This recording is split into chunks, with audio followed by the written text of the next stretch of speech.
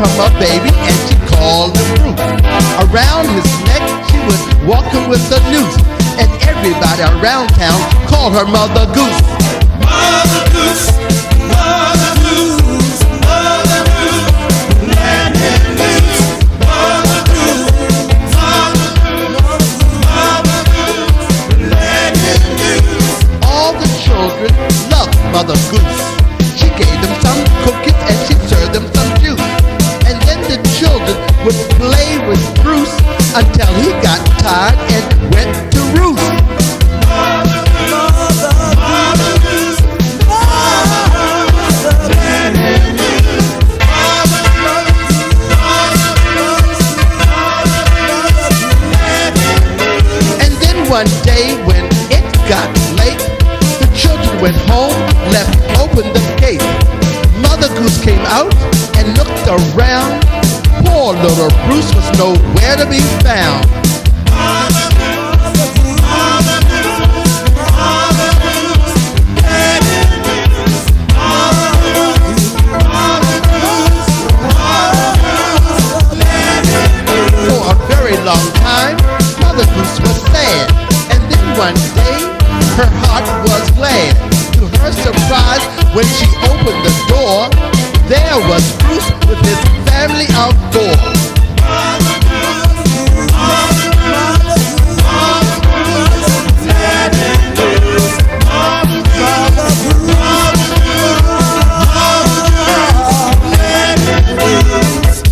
Mother Goose, Mother Goose, Mother Goose. Welcome back, everybody, to Mother Goose on the Loose. I am so glad you're here with me today. I have Amy and Barry who are going to help me read books about France and bugs and polar bears and the alphabet. We have so many wonderful things for you. The first thing I want to start with is a fable, an Aesop's fable. Fable is a story that teaches you a lesson at the same time. It's fun, but it also teaches a little something. And the story I want to talk to you about today is called The Cat and the Mice. And it's very, very important because it tells you sometimes it's a good idea to have a job and to solve a problem, but then you have to find out somebody who's going to actually do it. So here's my book. It's by Patricia McKissick, and it's called Who Will Bell the Cat? So we'll get started. Here's the first page. Who Will Bell the Cat? Have you ever heard this story before? No? No? No? Good. All right. So the summary is, the whole book in a little few sentences is, the barn mice decided that if they put a bell around the cat's neck, they would always know where she was, right? Good idea. Sound like a good idea? One problem. Who is going to put the bell around the cat's neck? Exactly. If you were a mouse, would you want to walk up to a cat and put a bell on his neck? No. I don't think so. She started chasing the mice. The mice thought this was rather rude, don't you think? They nursed her back to health, and then she started chasing after them. So the mice held a meeting. And they said, we have to do something. What are we going to do about this cat? And one of the mice said, all right, I have a great idea. But whatever it is, it's going to be dangerous. Here they are all thinking that they're going to stop Marmalade, but it's going to be something dangerous. Smart Mouse was outside the barn where she found some sleigh bells. You know, sort of like jingle bells that they put on sleighs to make pretty sounds. And she said, I've got an idea. We're going to make a collar with a bell, and we're just going to put it on Marmalade's neck, and then we'll always know where she is. So they worked and worked and worked until they made a collar to put on Marmalade's neck. Great idea. It was looking so good. And then they said, all right, who's going to do this? Who is going to put the collar on Marmalade's neck? But nobody wanted to do that. One teeny weeny mouse went real close to Marmalade while she was sleeping. Then Marmalade woke up. Oh, poor teeny weeny mouse. They ran away. So they asked some rats to help them, but the rats were not friends at all. They didn't like the rats. Well, then something very interesting happened. They were trying to figure out what to do next when a car pulled up and a family got out. This was a family that was going to live in the house where the barn was. They'd never seen animals like this. The poor mice, they were giants, and they only walked on 2 legs. How many legs do mice walk on? 4. Right, so they had no idea what these strange creatures were. But no sooner did they get out of the car than one of them saw Marmalade, one of these giants. And they picked up Marmalade. And they said, well, this is a nice cat. And then they found the collar that the mice had made, and guess what they did with the collar? Put it around its neck? They put it on Marmalade. Marmalade finally had a bell on its neck. Oh, the mice were so excited. Uh-oh. But the wise old mouse said, think about this. Now we have these giants living with us. What are we going to do about these giants that walk around on 2 legs? And he said, think about this. When you use a tiger to get rid of a lion, what do you do with the tiger? Oh, well, he added, that's a problem for another day. So there are all the mice temporarily happy that they got rid of Marmalade, but now they have a bigger problem. So what do you think is the lesson of the fable, or what we call the moral? What's the moral of the story? What's the lesson? What do you think? Just because you think something it might not be able to happen. Right. Or maybe it's not as good as you thought. What else? Maybe even if you finish one thing in life, you still have many more things to take care of. That's right. And sometimes there's another thing that's called unintended consequences. That's a big phrase, but what that means is sometimes you do something and the result has a different outcome, a different result than you expect. And you have to take care of the new problem again. So sometimes just because you solve a problem doesn't mean you don't have lots more to solve. All right, so that's our Aesop's Fable for today. Boys and girls, Amy and Barry, we're going to take a little break, and we'll be right back with some more wonderful stories. Ready or not, here I come. We see you, Gordy. Oh man, I can't play this game. That's okay, Gordy. Everybody's different. You're supposed to be shaped like that. We're round all over. Bodies come in all shapes and sizes. What's important is that you get exercise and eat healthy, fresh foods. Like what you get from a farm. Peaches. Watermelon. Strawberries. Well, this is awkward. It's cool. It's sweet. Fresh from the farm. Let's eat. Let's go to a farm. Welcome back, everybody. I'm glad you're here again. We're going to talk now a little bit about the alphabet. And I have a very special alphabet book for you today. All the letters are the names of women who have done wonderful, wonderful things. So, let's start with your names. What's the first letter of your name? A. A. A for Amy. So let's see who A is. Amelia Earhart. You ever heard that name before? Yeah, I did a study on her. Okay, tell me about her. Amelia Earhart was the first woman to fly in a plane all by herself. Men thought that woman couldn't. And where did she fly? Above the sea. Which sea? Do you know? Atlantis? Yes! She was the first woman to fly all by herself across the Atlantic Ocean. And she said, the stars seemed near enough to touch. And never before have I seen so many. Think about that. Think about flying in a plane way up high and being able to see the stars. That would be wonderful, wouldn't it? So here's a picture of Amelia Earhart in her plane. All right. Well, we go right to the next letter of the alphabet. What's the first letter of your name? Barry. Barry. Let's see who that is. Beyonce. B is for Beyonce. I bet you know who Beyonce is. Yeah? No? No? All right, she's a singer, a songwriter, an actress, a producer. She does everything. And she said, don't try to lessen yourself for the world. Let the world catch up to you. In other words, be the best you can. Don't put yourself down for anybody. And here's a picture of Beyonce dancing and performing and being the best she can be. All right. How about, what's the first letter of your mom's name? C. We're going right in order. All right. C. We're going to talk about France in a little bit, so this is perfect. C is for Coco Chanel. She was a designer.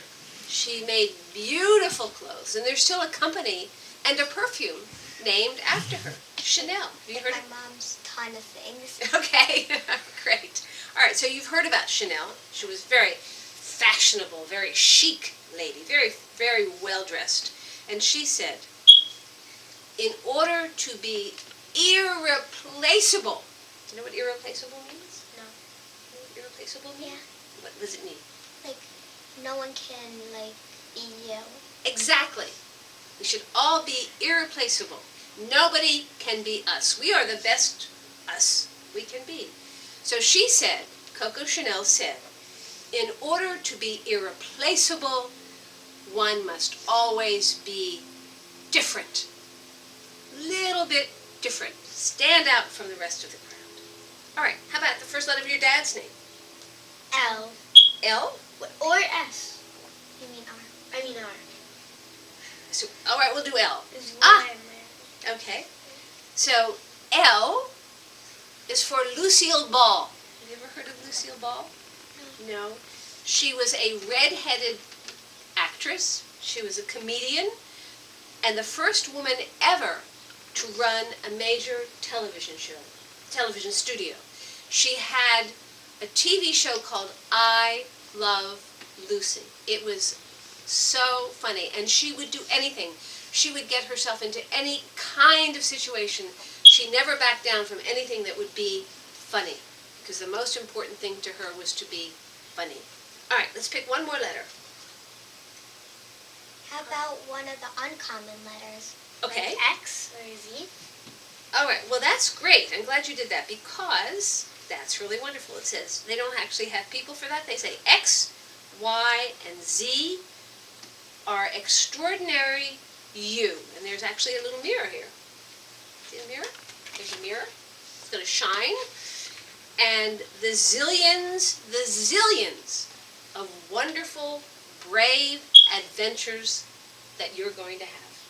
All right. So we have a mirror. And, you know, mirrors are very magical. There's Alice in Wonderland, Through the Looking Glass. Sometimes you can actually go through a mirror into a whole new, different world. Sometimes it's backwards. Sometimes it's upside down. Sometimes animals can talk. You want to go through the mirror with me? Yeah. All right, let's go through the mirror with Mother Goose.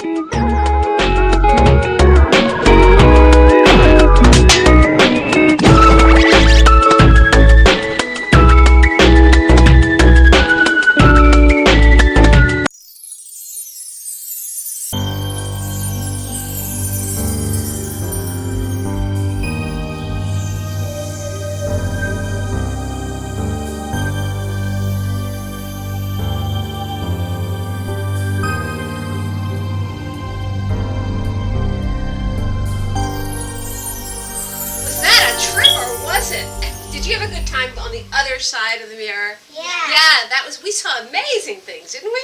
Yeah. Should we do it again sometime? Yeah. Definitely. Right now we're going to take a little break. Don't go away. We'll be right back with more Mother Goose on the Loose.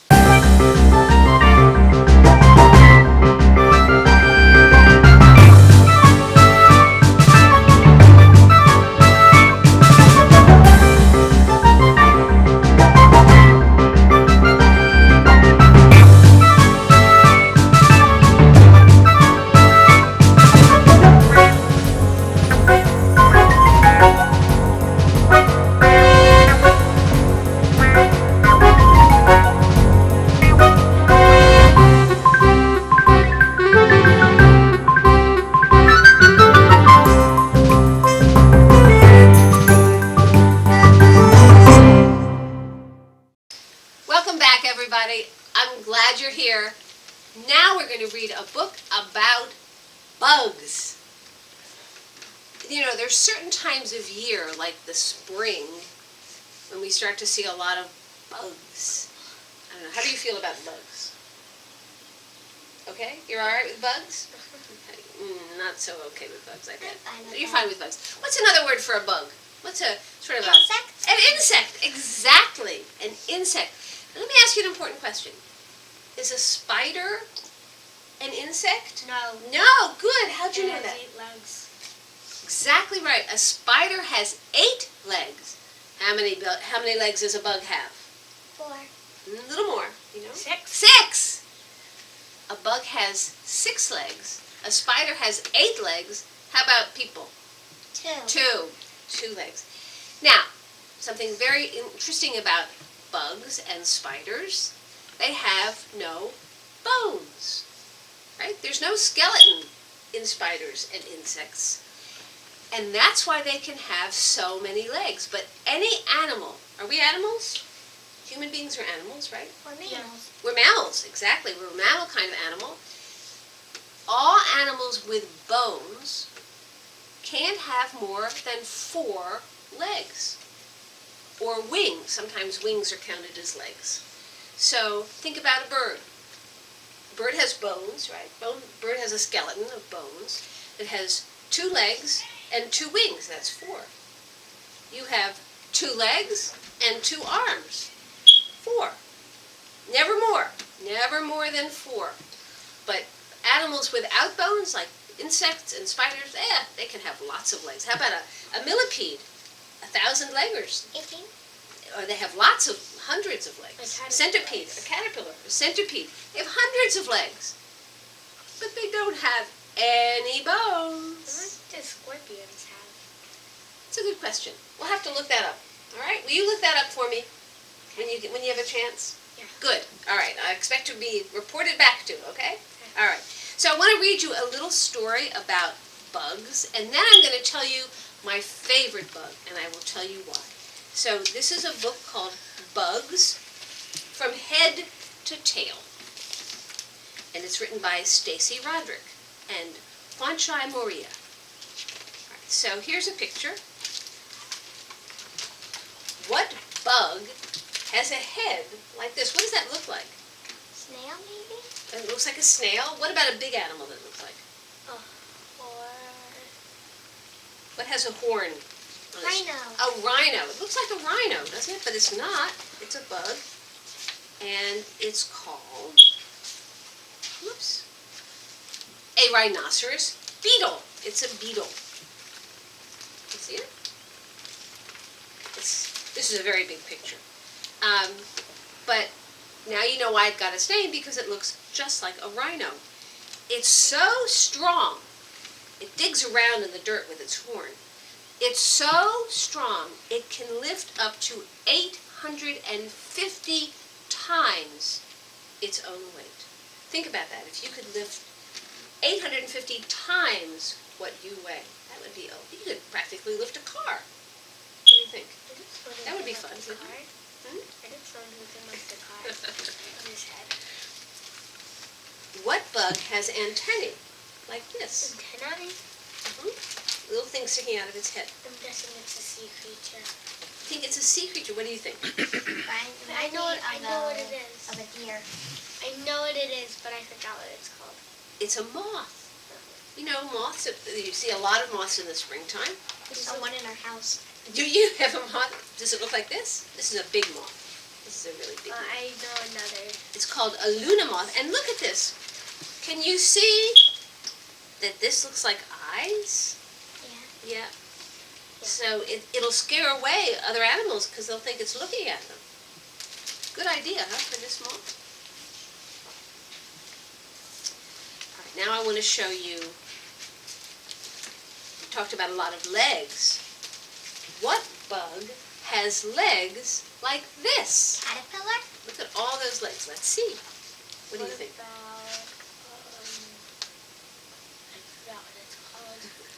I forgot what it's called. Okay. Is it called a millipede? No. Well, here it is. Here's the whole bug. See him? Can you see? It's got all these legs on all along its body.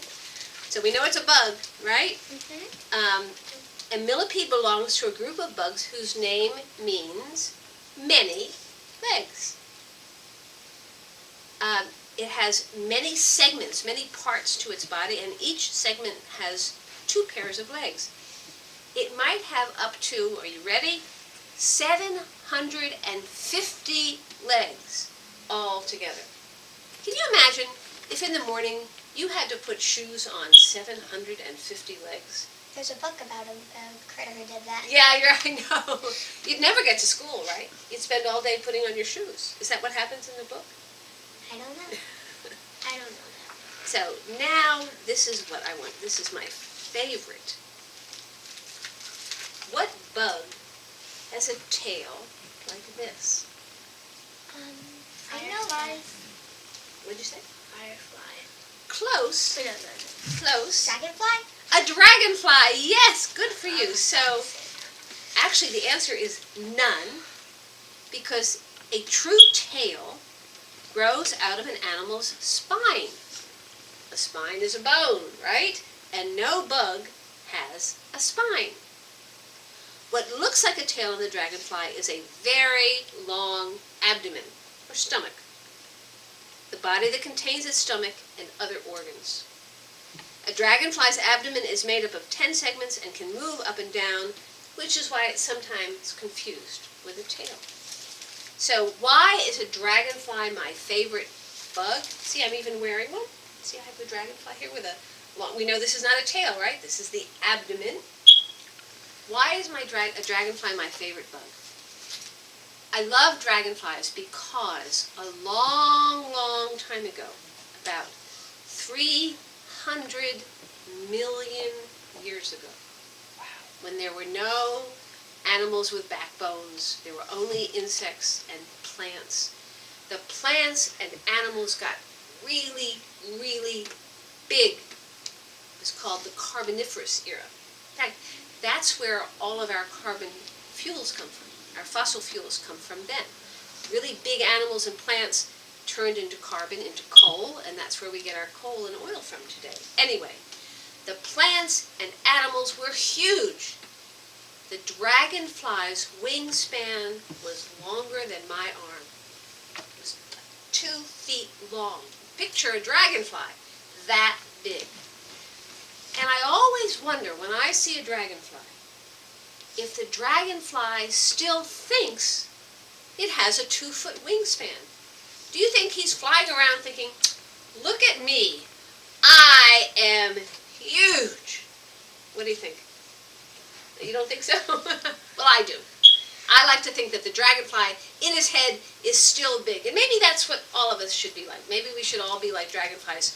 We are all great. Or like smaller dogs thinking they're big, big dogs. That's exactly right. Smaller dogs still think they're wolves. I like that. They do. They still think that they're wolves. And house cats, little kitty cats, you want a cat, right? Maybe it still thinks it's a lion. What do you think? Just a tiger. Or a tiger. Could be a tiger. Or a cheetah. Yeah. Or a cheetah. Any of those big cats. Great. I love that. All right. So, ready for another book? Before we go on to another book, we're going to take a short break. Ready for another one? Yeah.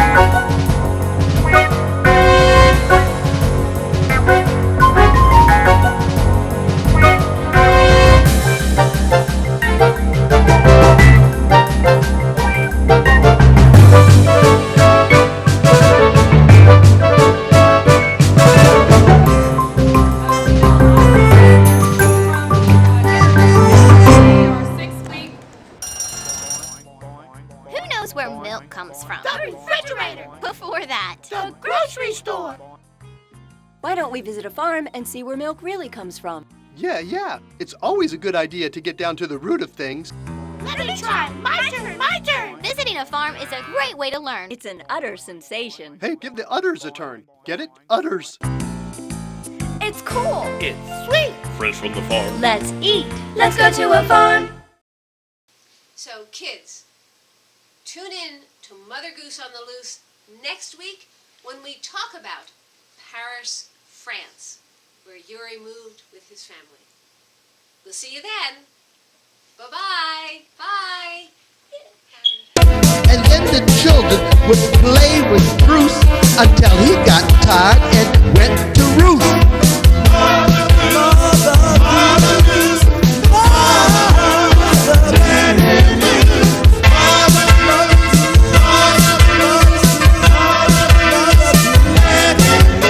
And then one day when it got late, the children went home, left open the gate.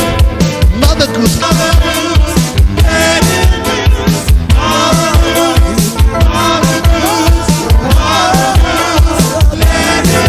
for a very long time, Mother Goose was sad. And then one day, her heart was glad. To her surprise, when she opened the door, there was Bruce with his family of 4.